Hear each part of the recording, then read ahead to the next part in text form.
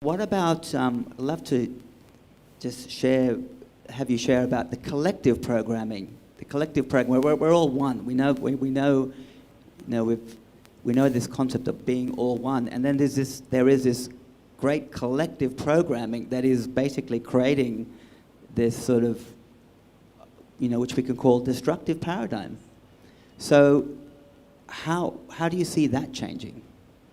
So it's a huge question, but just to address one aspect of it for now, what I would say is our collective programming comes, of course, from the culture, from societies, because now we're not talking about our individual parents, our individual fifth grade teacher who told us we were worthless and stupid, but the society, the culture.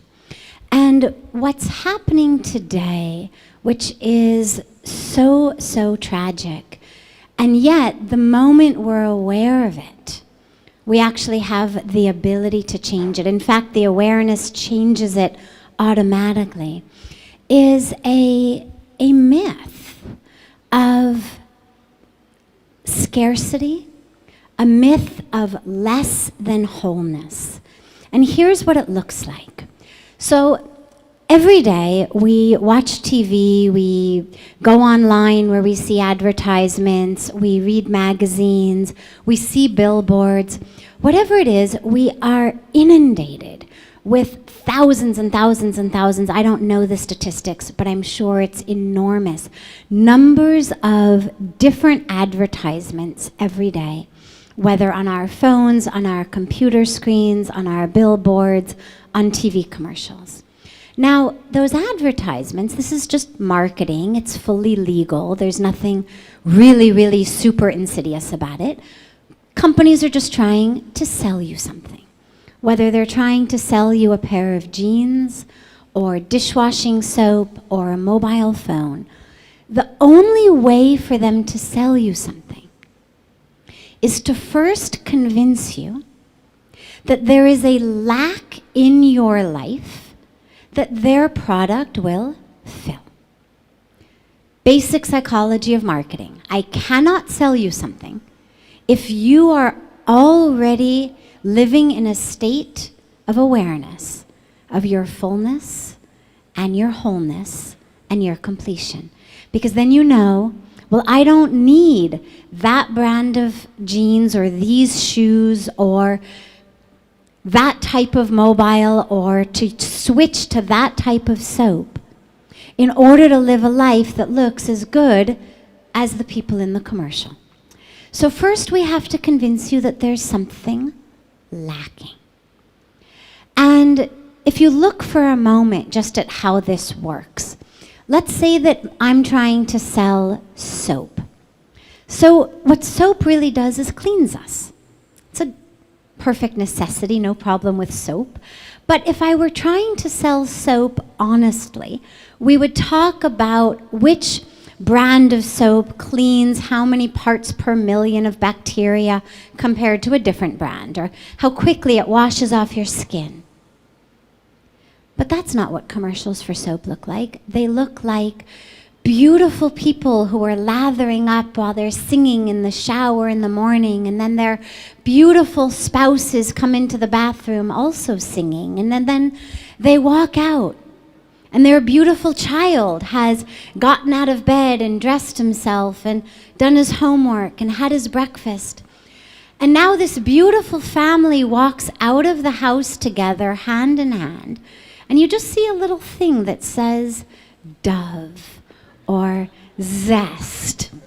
Now, we're not talking cleanliness. We're selling happy families. And what the subconscious programming message is, if you don't feel like singing in the shower in the morning, if your spouse doesn't come in singing in the shower, or you don't have a spouse, or you've got to drag your kid out of bed in the morning and force him to take a shower and force him to do his homework, or you don't have a kid, well, the problem is you're using the wrong brand of soap. And again, from a marketing perspective, this is legal. There's nothing super, super wrong. This is why marketers spend billions of dollars on ad campaigns. But now look at what's happening to our subconscious. Thousands of times every day, different companies are first convincing me that there is something lacking in my life. Now, I can't buy everything. I can't switch brands of soap for every commercial I see. I can't take every vacation to every resort, drive every model car, which means that even if I do what I'm supposed to do in the advertisement, I can't do all of it.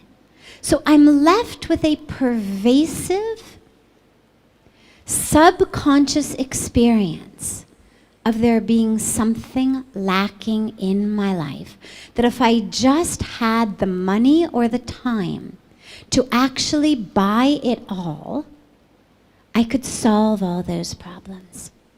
And this, I think, is one of the most tragic, damaging, and insidious aspects of cultural brainwashing that is going on today. It's being used, of course, by politicians as well. Every problem you're facing, if you vote for me, I'll solve it.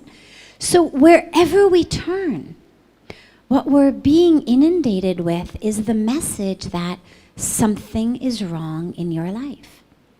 Something is lacking. You may think you're happy, but let me show you what's lacking. And I've paid someone billions of dollars to put together this ad campaign because I've got to sell you my product. So you can be pretty sure that it's going to be effective and it's going to work.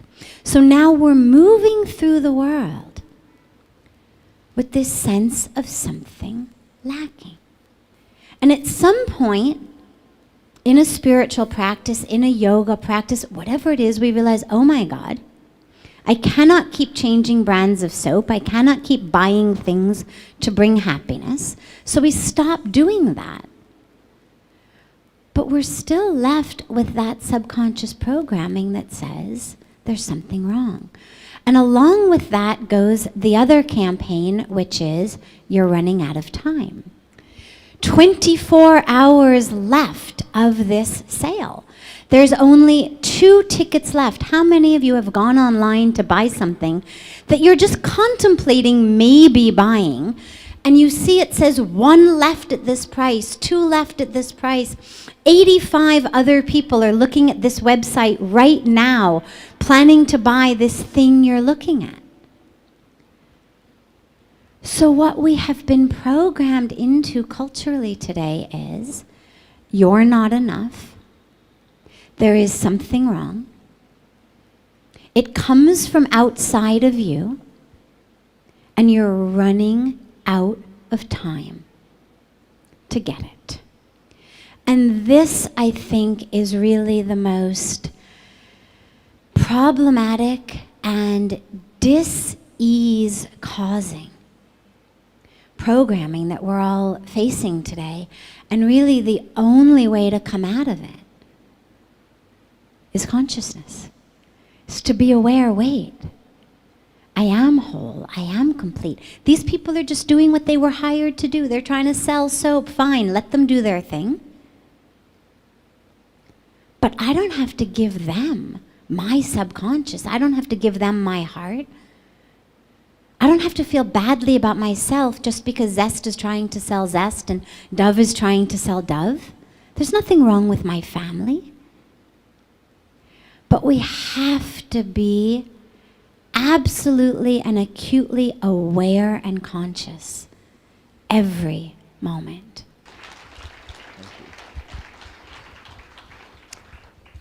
Again, Sadhviji brought up the very important fact that people play on our fears. People play on our concerns. And why I want to bring a little extension to exactly what she said is that, well, in our mind, we start to realize that we're concerned, we're afraid, we don't have enough, I'm not safe, I'm not secure. And I say, oh, these thoughts, I was talking about the thoughts in your mind, go in and control your biology, your genetics, your physiology, and your health. And I go, yes, this is really true. I said, well, how can I tell you what your thoughts are in a sense that can I read your thoughts? And I said, yes, I could put wires on your head, and it's called electroencephalograph, and I could read your brain activity. And I go, oh, great, I can see this brain activity. I want to tell you something that's profoundly important. We were programmed to believe that our thoughts are contained in our head. That if I have a thought, it's just for me, not for anybody else. It's inside, and it's working through me.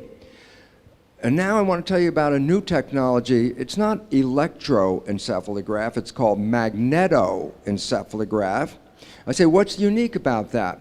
I say, it reads your brain. I say, yeah, but so does EEG. I say, yeah, but EEG, you put the wires on the head, and you get the electrical activity conducted through the skin from the brain, and that's what I'm reading. And I say, what's different about MEG? The probe is out here. And I said, what does that mean? Your thoughts are not contained in your head. Your thoughts are broadcast to the field just like a radio broadcast. I said, well, what if I, as an individual, have a thought that says, let's have peace in the world? And I broadcast out there in the street and I say, let's have peace. And I look around, it's like, where's the peace? I don't see the peace. And here's what the relevance is. Each of us is broadcasting. If you get enough people to have the same thought, that broadcast is amplified. Each of us has a small power, but if you put 1,000 people with the same thought, 10,000, 100,000 people with the same thought, you are broadcasting a most powerful thought, not just in your body, but out in the field. I say, your energy is in the field, the thought is in the field. And you go, well, what does that mean? And then I'll give you this most wonderful quote. I used it the other day in a lecture from Albert Einstein. And the quote is so important. Here's the quote. The field, so a definition, the field is the invisible energy. Right now you're in a field, there's cell phone broadcasts, television, radio broadcasts, all kinds of information coming across, but guess what? Each one of you is a broadcast in that field. The quote, the field is the sole governing agency of the particle. Particle is the material realm. So what was Einstein saying? It's the energy in the field that shapes the physical experience of our lives. And if enough of us collectively have an energy that's coherent and strong, and we broadcast the belief, we change the world. I just want you to recognize, as much as I wanted peace in the world, if not enough people are out there saying, let's have peace in the world, there is no peace. If I want to say, let's have a war, how can you have a war? You have to have enough people convinced that the war is going to benefit them so that their broadcasts say, yes, let's have a war because I and my colleagues, we're all going to have a better result from that. And the reality is this. The only things that change on this planet collectively are when we collectively share thoughts. And yoga, when you're in your postures, when you're in your process, your mind is sharing a thought, not just in your head, but all around you. So the whole idea about this is we have to recognize we are collectively creating reality with our thoughts. And if we want to change reality, it can change instantly. The moment we become coherent, the moment we collectively are on the same platform of thinking. You get enough people to say peace, there will be peace instantly in this world. But we've been programmed by other people to give them the power to tell us what we need. And as Sadhvi has been telling us so importantly, what we need is not what they tell us, what we need is what we know. And I really hope that you understand this, because when you have your thoughts, recognize it's not contained in your head, your thoughts out in the field. And that thought, the field, is the sole governing agency of matter. And therefore, what this world is looking for at this moment is an evolution. It's not an evolution of our biology. Our biology is already evolved. It's an evolution of our consciousness. When we collectively as a population say enough is enough, it will end. And when we say to our Mother Ganga, and we say to the nature that we're living in, we're sorry, we have been destroying you, but now we are here to help, this planet will be restored in what is called a spontaneous remission. A spontaneous remission, a person could be dying of cancer and everybody's looking around, and all of a sudden the patient changes their belief and says, I'm not doing this, I'm doing something different. And guess what? How fast does it take that thought to change your cancer into peace again? It's called spontaneous remission. It will spontaneously change the planet. We are experiencing the groundswell of an evolution. And every one of you is a most important contributor to that evolution. Because when you recognize your thoughts are creating this, and we collectively agree that this is not what we want is a garden that we were given, the garden will instantly, spontaneously reappear. So our evolution is not waiting for something to happen. Our evolution is each one of us is a participant. It's not sit in your seat and wait for the evolution, look out your window. No, we are making evolution. So look at yourself as a powerful force, an energy, a belief and a thought that will create the world that we collectively want, not a world that has been programmed by a small number of people and then programmed us with their belief. I trust you more than any government. I trust you more than any corporation, because all of us really want the same thing. Peace, love, harmony, joy. And if we all broadcast that thought, the universe will express it and we will return to the garden. So I really want to thank you, because when you understand this, you'll start to recognize we don't have to be victims. We just need to change our thoughts. Thank you.